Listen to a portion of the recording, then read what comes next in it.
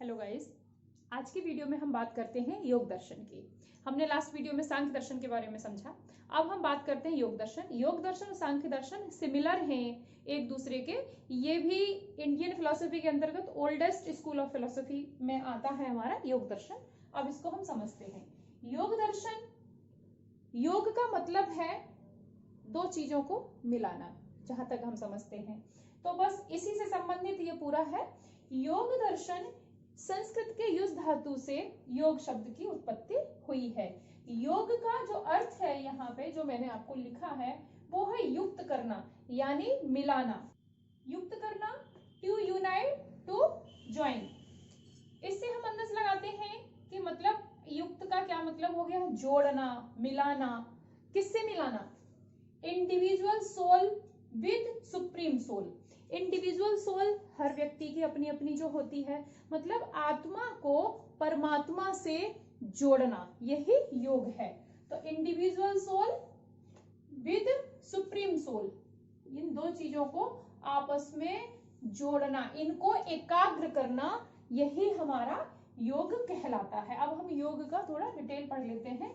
हाँ, मैं यहाँ पे बताना चाहूंगी, ज्यादातर सभी को पता होता है कि योग दर्शन के जो प्रवर्तक हैं वो पतंजलि हैं। ये बात सही है, लेकिन सबसे पहले शुरुआत जो की वो हिरण्यगर्भ नाम के एक ऋषि थे, उन्होंने इसकी शुरुआत की थी। लेकिन उन्होंने कोई भी इस तरीके से इकट्ठा कुछ भी ऐसा कोई भी शास्त्र उन्होंने नहीं लिखा था, लेकिन शुरुआत यहीं से हुई है, हिरण्यगर्भ से। कभी कभी क्वेश्चन उसमें पूछ लिया जाता है किसी भी एग्जाम में। और उसके बाद जो पतंजलि थे, तो पतंजलि जी ने उसको एक क्रमबद्ध रूप में, एक लिपि के रूप में उसको तैयार कर दिया। इसलिए हम नाम जो लेते हैं वो पतंजलि का लेते हैं। पतंजलि की भाषा में पतंजलि ने योग के लिए क्या कहा है? इन्होंने कहा है चित्तावृत्ति निरोध। चित्त को एक जगह एकाग्र करना, मतलब चित्तावृत्ति निरोध। चित्त तो हम सभी जानते हैं देखना, जो हमारी माया में जो हमारी वृत्ति फंस जाती है कि ये अच्छा है ये बुरा है, चकाचौंध में जो हम फंस जाते हैं, उसको संकुचित कर लेना। तो चित्तावृत्ति निरोध, ये पतंजलि ने कहा है। दूसरी योग की जो परिभाषा हम समझ सकते हैं कि श्रीमद् भागवत गीता में भी श्री कृष्ण ने कहा है योगः कर्मसु कौशलम, यानी कर्म को कुशलता पूर्वक करते रहना ही योग है। हमारी जो श्रीमद् भागवत गीता है, श्री कृष्ण जी ने दो दर्शन उसमें हम आपको मिलेंगे जब आप ध्यान उस पर देंगे, सांख्य दर्शन और योग दर्शन। अब हम आगे बात करते हैं अष्टांग, क्योंकि योग दर्शन, मैं आपको एक बार फिर से याद लगवा देती हूं कि योग दर्शन और सांख्य दर्शन एक दूसरे के, हम कह सकते हैं सिमिलर हैं बिल्कुल। सांख्य दर्शन में 25 तत्वों की बात की गई है, उसमें ईश्वर की बात नहीं की गई है। ईश्वरवादी तो है वो दर्शन, लेकिन वहां ईश्वर को नहीं रखा है 25 तत्वों में। लेकिन योग दर्शन में 25 तत्व रखते हुए पुरुष और प्रकृति को रखा, उसके अतिरिक्त 23 तत्व माने हैं, और 26वां तत्व जो उन्होंने माना है वो उन्होंने ईश्वर को माना है। तो योग में ये प्योर ईश्वरवादी दर्शन हो जाता है, जबकि सांख्य ईश्वरवादी दर्शन न होके वो आस्तिक दर्शन में तो आता है, ऑर्थोडॉक्स तो है, लेकिन ईश्वरवादी उसको नहीं कहा जाता है। और आपके योग दर्शन को ईश्वरवादी दर्शन कहा जाता है। तो योग दर्शन में इन्होंने जो योग बताए हैं वो अष्टांग योग के नाम से हम जानते हैं इनको। तो अष्टांग योग क्या है, हम इसकी बात कर लेते हैं। अब हम यहाँ बात अष्टांग योग की करेंगे। जो योग दर्शन में अष्टांग योग के बारे में बताया गया है, तो 8 प्रकार के योग हैं, वो कौन कौन से हैं उनको हम समझ लेते हैं। नंबर 1 यम, रिस्ट्रेंट्स। नंबर 2 नियम, ऑब्जर्वेंसेस। नंबर 3 आसन, मतलब बॉडी पोस्चर। और number 4 pranayama, regulation of breath. और नंबर 5 है प्रत्याहार, एब्स्ट्रैक्शन ऑफ सेंसेस। और नंबर 6 है आपका धारणा, यानी कंसंट्रेशन। और 7 पे आपका आता है ध्यान, यानी मेडिटेशन। और 8वें नंबर पे आपका आता है समाधि। ये 8 चीजों को समझना है, उससे हमें पूरा योग दर्शन समझ में आ जाएगा। अब ये क्या है, हम इन पर नजर डाल लेते हैं। यम, यम जो है वो 5 प्रकार के हैं। यम में 5 चीजें आ जाती हैं। वो 5 कौन सी हैं? नंबर 1 अहिंसा, नंबर 2 सत्य, नंबर 3 अस्तेय, नंबर 4 ब्रह्मचर्य, और नंबर 5 अपरिग्रह। ये क्या है? अहिंसा। अहिंसा आप सभी लोग जानते हैं कि अहिंसा क्या है, किसी को मारना नहीं। लेकिन यहाँ पे सिर्फ फिजिकल अहिंसा की बात नहीं किया, यहाँ मेंटल अहिंसा की भी बात की है कि आप मानसिक रूप से भी किसी का बुरा नहीं सोचें। सत्य यानी ट्रुथ, सत्य बोलना, सत्य को प्यार करना, सत्य ही अपने को आत्मसात करना। अस्तेय, अस्तेय मीन्स चोरी ना करना, किसी की भी चीज। चोरी एक तो होती है कि हम कोई है ही नहीं वहां ले आए, चीज को उठा लाए। दूसरी चोरी होती है कि लोगों के होते हुए भी उनके बिना संज्ञान के हमने उस चीज को यूज कर लिया, तो ये भी चोरी है। अस्तेय। ब्रह्मचर्य, ब्रह्मचर्य है अपमान, मतलब सारी इन चीजों का पालन करना, किसी के प्रति गलत भावना न रखना। और अपरिग्रह का मतलब होता है कि चीजों को बहुत ज्यादा कलेक्ट नहीं करना, मतलब जो हमारे आवश्यकता की चीज है सिर्फ वही हमें लेनी है और सभी चीजों को त्याग देना चाहिए। मतलब आवश्यकता की ही, ऐसा नहीं कि जो इच्छाएं आजकल जो होती हैं लोगों की, कि इच्छा होती है तो चीज लेते रहते हैं, भले ही उसकी इतनी आवश्यकता नहीं है। तो सिर्फ अपरिग्रह वो है जो हमें आवश्यकता है सिर्फ उतना ही संग्रह करें। फिर आता है नियम। नियम में भी आपके कितना, 1 2 3 4 5 6, सॉरी ये भी 5 ही है। नंबर 1 शौच। शौच आप सभी लोग जानते हैं, शारीरिक अपनी सफाई रखना, साथ में मानसिक सफाई भी रखना, गंदे विचारों को दिमाग में ना आने देना। नंबर 2 संतोष। संतोष मतलब लाभ हानि में निर्विकार रहना, ना लाभ से ज्यादा फर्क पड़े और ना हानि से कोई फर्क पड़े, संतोष। फिर है तप। तप मतलब अपने कार्य को अपनी निष्ठा पूर्वक करते रहना। और उसके बाद है स्वाध्याय। स्वाध्याय मतलब मनन करना, स्वयं के बारे में या चुपचाप शांत रहकर हर समय अपने मनन में लगे रहना, अपना भी आकलन करते रहना। और 5वां है आपका ईश्वर प्राणिधान। ईश्वर प्राणिधान का मतलब है कि सभी में ईश्वर के ही दर्शन करते रहना, सभी जीव मात्र को ईश्वर के समान मानना या ईश्वर के दर्शन उसमें, तो ईश्वर प्राणिधान हो गया। इसके बाद हमारा आता है आसन। 3rd नंबर पे आसन है। तो आसन बॉडी पोस्चर है, आसन बहुत सारे हैं योग में, आप सभी लोग जानते हैं। और लेकिन आसन को अगर हम 1 वर्ड में या 1 सेंटेंस में, वर्ड में तो नहीं 1 सेंटेंस में कहेंगे, स्थिर सुखम आसनम, जो हमारे योग दर्शन में कहा गया है कि वो स्थिति जिसमें आपको सुख प्राप्त हो। कोई भी आसन करने के लिए जिस स्थिति में, जिस पोस्चर में आपको सुख प्राप्त होता है, उस आसन में बैठकर और फिर अपने को एकाग्र करना। तो ये हो गया। फिर हमारा 4th नंबर पे है प्राणायाम। अब हम बात करते हैं प्राणायाम की। प्राणायाम क्या है? रेगुलेशन ऑफ ब्रेथ, प्राणों का आयाम। प्राण हम लेते हैं, प्राण क्या है? वायु, मतलब प्राणों के अंदर जो वायु जाती है। जब मनुष्य, योग में कहा गया है, योग दर्शन में कहा गया है कि जब मनुष्य जन्म लेता है उस टाइम वो गहरी सांस लेता है, और जब मनुष्य मृत्यु को प्राप्त होता है तो वो गहरी सांस छोड़ता है। तो पूरे जीवन भर जो सांसों का आवागमन होता है, सांस अंदर आती है और वो वायु बाहर निकलती है जो हमारी, उसको हम प्राण वायु बोलते हैं। जो वायु हम लेते हैं और फिर वो बाहर निकलती है, तो ये प्राण वायु है। तो इसका बैलेंस और ये प्राण वायु हमारे शरीर में कैसे असर करती है उसके बारे में यहाँ प्राण वायु में लिखा हुआ है। रेगुलेशन ऑफ ब्रेथ किस प्रकार से काम करती है, तो ये हमारी 1 2 3 4 5 जगह जाके, ये जो वायु है ये 5 जगह जाके इकट्ठी होती है, या हम कह सकते हैं ये 5 चीजों पर आपका असर करती है। पहली क्या है? व्यान। व्यान, समान, अपान, उदान और प्राण, ये हमारी 5 जगह हैं। वो क्या है? व्यान माने चर्बी, मैंने यहाँ लिख दिया है चर्बी, मतलब मांस में, ये वायु है जो मांस में जाती है। समान, समान मतलब हड्डी में, हड्डी को वायु देती है। और अपान क्या है? रस में घुल जाती है, ये वायु हमारे शरीर में जितना रस है जो नीचे की ओर जा रहा है उसमें ये घुल जाती है। और उसके बाद है हमारी उदान। उदान क्या है? नाड़ी तंत्र को ये मजबूत करती है, मतलब नाड़ी तंत्र में ये जाती है, ये ऊपर की तरफ वायु जाती है। और प्राण मतलब रक्त में, जो हमारे पूरे रक्त में वायु ऑब्जर्व हो जाती है, मिल जाती है, उसको हम प्राण बोलते हैं।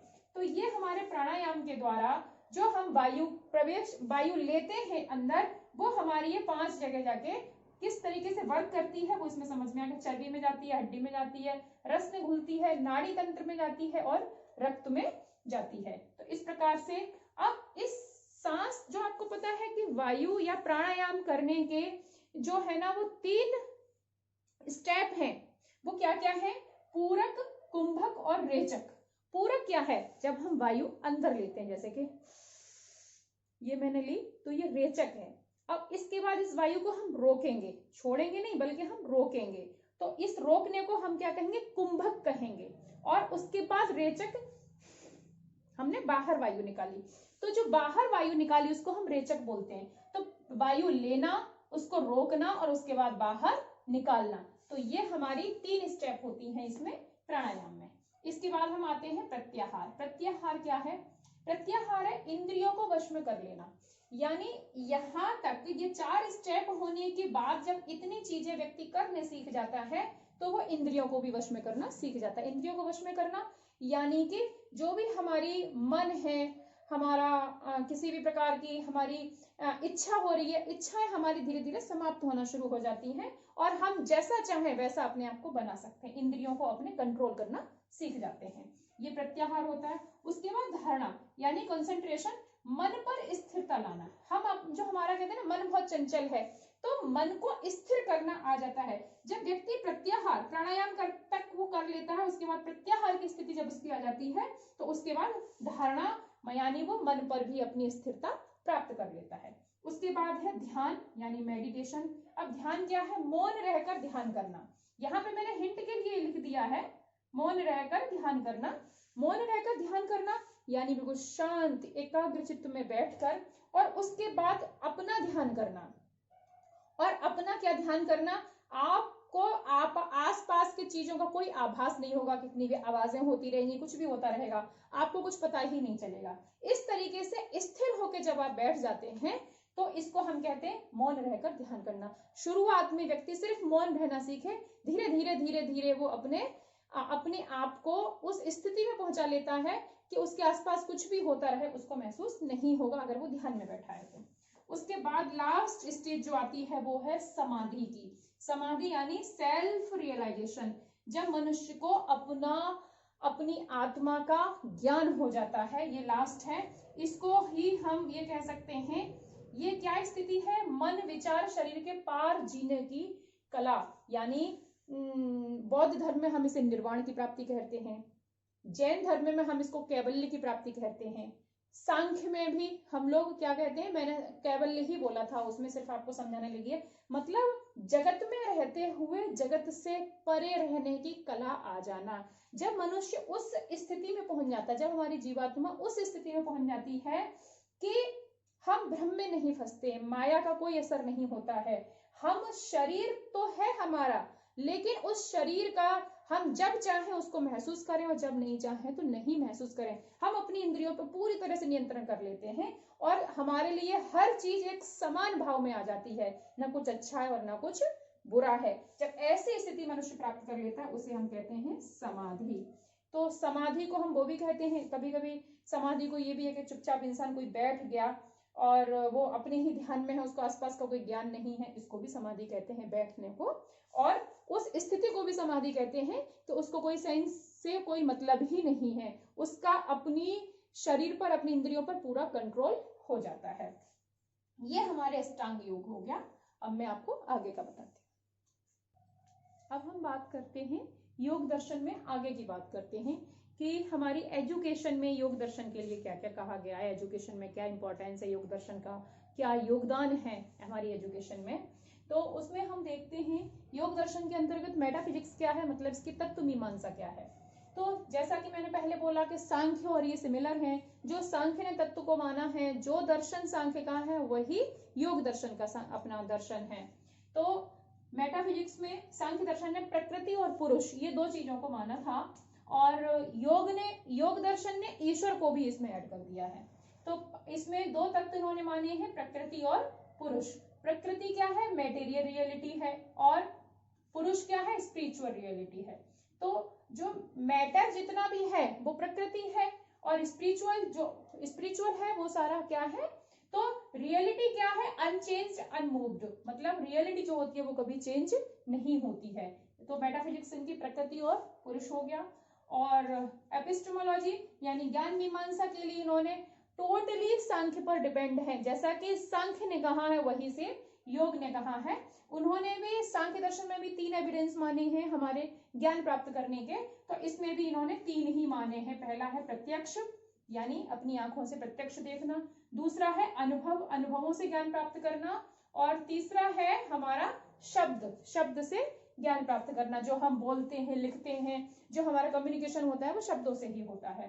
तो इस तरीके से ये 3 एविडेंस, 3 तरीके हो गए ज्ञान प्राप्त करने के। अनुभव क्या है, कोई भी काम हो रहा है तो उसके कारण का पता लगा लेना।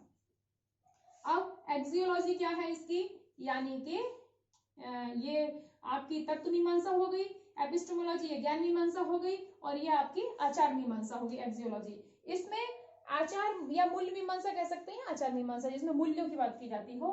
तो मूल्य के लिए ज्ञान दर्शन ने यम और नियम, ये 2 चीजों पर इन्होंने मुख्य ध्यान दिया है कि अगर यम और नियम का हम पालन करते हैं तो मूल्य हमारे अंदर डेवलप हो जाते हैं। इसके अलावा इन्होंने मेजर वैल्यू जो बताए हैं, बड़े बड़े वैल्यू जो बताए हैं, वो है अहिंसा, सत्य, अस्तेय, ब्रह्मचर्य, स्वाध्याय, क्षमा और दया। अहिंसा आप सभी जानते हैं, मेंटली और फिजिकली किसी भी तरीके की हिंसा नहीं हो, हम विचारों से भी किसी को, विचारों में भी हम किसी के लिए बुरा न सोचें। सत्य मानी ट्रुथ, ट्रुथ का पालन करना। अस्तेय मतलब चोरी ना करना। ब्रह्मचर्य, ब्रह्मचर्य का पालन करना, किसी के लिए गलत भावना नहीं रखना, किसी अपने काम से काम रखना। और स्वाध्याय यानी अपने का अध्ययन करना, अपना हमेशा मनन करते रहना। स्वाध्याय, क्षमा, क्षमा तो आप सभी जानते ही हैं, और दया का भाव रखना। तो ये सबसे बड़ी वैल्यू इन्होंने बताई है। करिकुलम क्या है एजुकेशन में, इनके अकॉर्डिंग क्या पाठ्यक्रम होना चाहिए। तो इनके पाठ्यक्रम में इन्होंने पाठ्यक्रम को, क्योंकि इनका अष्टांग योग और आयुर्वेदा को इन्होंने बेस महत्व दिया है। आयुर्वेदा और योगा ये 2 चीजें अलग अलग हैं। आयुर्वेद को विशेष ध्यान दिया है, पाठ्यक्रम में आयुर्वेद होना चाहिए, योग होना चाहिए। योग की सारी, देखिए आज के समय में जो योगा हम समझते हैं सिर्फ फिजिकल योगा बनकर रह गया है, जबकि योग का मुख्य मतलब है कि अपने शरीर को हम इतना प्रैक्टिकल करते करते, फिजिकल प्रैक्टिकल करते करते हम अपने को उस स्टेज में पहुंचा दें जहां हमारी इंडिविजुअल सोल जो है वो आपकी सुप्रीम सोल से एकाकार हो जाए, मतलब दोनों का योग हो जाए, दोनों मिल जाए, हमारा ईश्वर से सीधा संबंध हो जाए। तो ये है इसका मुख्य उद्देश्य योग दर्शन का। लेकिन आजकल जो हम योगा जानते हैं वो सिर्फ फिजिकली एक्सरसाइज या मेडिटेशन, इसको हम योगा बोल देते हैं, जबकि एक्चुअल योगा में और इस योगा में बहुत बड़ा अंतर है। ये एक रास्ता है, जो आजकल हम योगा करते हैं वो एक रास्ता है वहां तक पहुंचने का। तो पाठ्यक्रम में आयुर्वेद हो गया, योग हो गया, ह्यूमैनिटीज और साइकोलॉजी, ये भी इन्होंने मानवता और साइकोलॉजी को समझना, मतलब हर व्यक्ति का जो डेवलपमेंट कब हो पाएगा, जब उसकी इंडिविजुअल डिफरेंसेस को आप समझेंगे। वो कैसे समझेंगे, साइकोलॉजी के द्वारा समझेंगे। इसके अलावा मेथड ऑफ लर्निंग क्या है इनके, कैसे सिखाया जा सकता है या हम कैसे सीख सकते हैं। तो ये इन्होंने फ्लेक्सिबल हैं, इनकी जो मेथड है फ्लेक्सिबल। इन्होंने ये नहीं कोई फिक्स नहीं किया है कि नहीं इसी के द्वारा बच्चे सीख सकते हैं या हम सिखा सकते हैं, ऐसा नहीं है, बल्कि फ्लेक्सिबल है। स्थिति के अनुसार जैसा ठीक लग रहा है उस टाइम उस स्थिति में सीख लेना चाहिए, तो इसलिए फ्लेक्सिबल हो गए। दूसरी इन्होंने थोड़ा सा अगर बात की है तो वो की है मेडिटेशन की, कि सीखने का जो तरीका है उसमें मेडिटेशन सबसे बड़ी एक इम्पोर्टेंट चीज है। मेडिटेशन करने के द्वारा बच्चे या हम लोग जल्दी सीख जाते हैं। और सेकेंड इन्होंने अष्टांग योग तो सबसे मेन बेस्ड है, ये पूरा योगा अष्टांग योग के ऊपर ही बेस्ड है। तो अष्टांग योग का अगर पालन किया जाए और मेडिटेशन किया जाए तो सीखने में बहुत सुविधा होती है। एम ऑफ एजुकेशन इनका क्या है, all round development of individual, मतलब हर तरीके का डेवलपमेंट होना चाहिए। इंडिविजुअल हर व्यक्ति का हर प्रकार का विकास होना आवश्यक है। वो क्या क्या है, जैसे फिजिकल, सोशल, स्पिरिचुअल, मोरल, मतलब चारों, जैसे हम चहुमुखी विकास कह सकते हैं। हमारे शरीर का भी विकास उतना ही जरूरी है जितना सामाजिक विकास जरूरी है, जितना आध्यात्मिक विकास जरूरी है, जितना नैतिक विकास होना जरूरी है, हमारे चरित्र का निर्माण होना जरूरी है। तो ये इनका एम ऑफ एजुकेशन है, इसके द्वारा ही सारा योग दर्शन हम समझ सकते हैं कि योग दर्शन का हमारी एजुकेशन में क्या रोल है। उम्मीद है कि आप लोगों को मेरा ये जो मैंने कोशिश की है समझाने की या रिवीजन कराने की, वो आप लोगों को जरूर पसंद आएगा। अगर आप लोगों को पसंद आता है तो मेरे वीडियो को शेयर करें, लाइक करें, और भी जो जिनको नीड है इसकी उन तक पहुंचाने में जरूर मदद करें।